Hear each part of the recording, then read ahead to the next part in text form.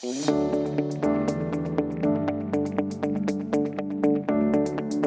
job title is Head of Employee Benefits Consulting. So I'm the leader of the employee benefits consultants and the actuaries in the employee benefits space. So what used to be the old MCA Momentum Consultants and Actuaries. So yeah, that's what I do. I lead them, I strategize around them, I try to build that business. I think my 10-year-old self would be quite surprised at what I'm doing now. I mean, like most people in my age category, we were all going to become vets. So, and we were all going to be wildlife vets, you know, to put the cherry on the cake. So for me to be in the financial services industry, I think my 10-year-old self would think that's very, very funny. I do think, however, my 10-year-old self would think, you didn't do too bad, girl. Quite honestly, it was at that stage the amount of money that they made. And then being a girl, I liked dressing up. So I looked at that and I thought, but perhaps I don't want to be in khaki all day. I would like the high heels and the skirt and the suit. So I think that was what ultimately turned me around to not being the wildlife vet. So I think my biggest moment was when I finished the Ironman, the African Championships. And to get to the end of that day, which is quite a day, and when you start that day, you think to yourself, regardless of how much I trained, regardless of how much I prepared, this is humanly and physically impossible. And when you then cross that line at the end of that evening and they say to you, you are an Ironman, it is unbelievable. So yeah, that is a moment to relive. So initially, you start off with one session a day, so that would be 40 minutes or an hour, depending on what you need to do. And then as you get closer to the race, you start to do 2 sessions per day. Because remember, it's 3 things that you need to do. So it's the swimming, it's the bike, and it's the running. So all those disciplines need to get their own amount of time that you train and that you get into the habit.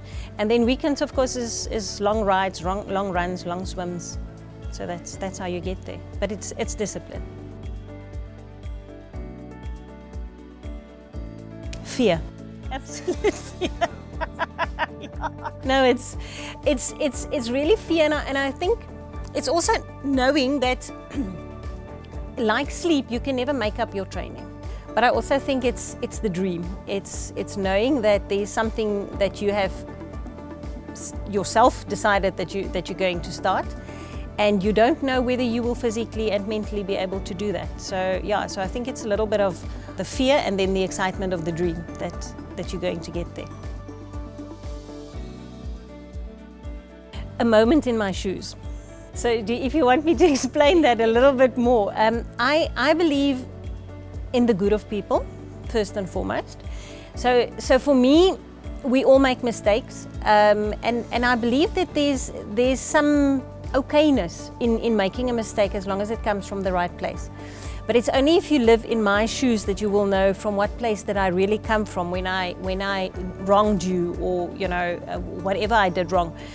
And I do believe that we sometimes judge too harshly because we don't live in one another's shoes. So for me, that is sort of an important thing to realize, that we are all struggling, we are all fighting battles, and it's with kindness and love that we make everybody's lives a little bit easier. I actually make a list. My team will hate it when I say that on the camera, because I constantly say to them, you see, I've got this book, these are my lists. So yeah, that's my answer. So what I find is that the moment that I start to get flustered, I need to make a list. So if I make the list of what is important, what has to happen, then I know, number one, I can't forget what needs to be done. And then number two, because I'm goal orientated, I love making ticks as I do things. So that then gives me the satisfaction of, as I start to do these things, that ultimately is creating the chaos or the urgency, that they are actually being done and life is returning back to calm.